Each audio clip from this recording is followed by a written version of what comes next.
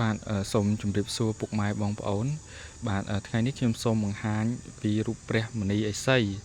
បាទព្រះមនីឥសីចង្ក្រមបងប្អូនព្រះមនីឥសីចង្ក្រមបាទបងប្អូន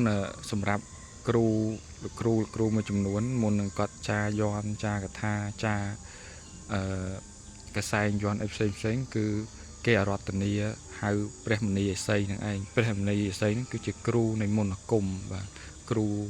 យ័ន្តគ្រូកថាបាទអញ្ចឹងបងប្អូនហើយនេះព្រះមនីឥសីនេះគឺសាងអំពីគល់ដើមអង្ក្រងបងប្អូន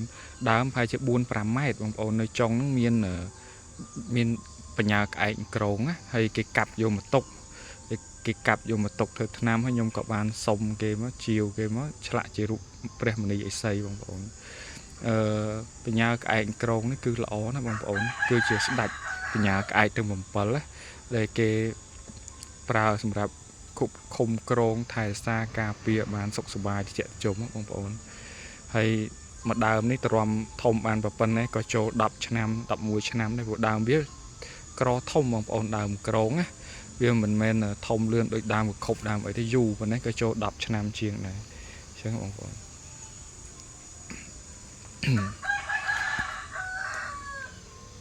ជាងឆ្លាក់ពីក្រោយគឺច្បាស់ល្អភ្នួងសក់ញ៉ាភ្នួងពពកវល់បងប្អូនច្បាស់ល្អហើយនៅខាងក្រោមបាតបលាំងនេះគឺមានបញ្ចុះនៅបញ្ញាក្អែក38មុខបាទមានលៀបស្ដៅចាំមើលខ្ញុំសេបញ្ជាក់នៅក្នុង description ខាងក្រោមនឹងឲ្យទៀតបាទមានច្រើនទាំងអស់38មុខហើយខ្ញុំទៅមើលជាងគេស្វានហើយខ្ញុំជាអ្នកកាច់ដាក់ឲ្យជាងបាទបញ្ចុះផ្ទាល់បងប្អូនគឺសុទ្ធបញ្ញាក្អែកត្រឹមត្រូវរបស់គេមិនមែនបញ្ញាក្អែកស្វាយទេណាបងប្អូនបាទមានស្នោមានស្ដៅ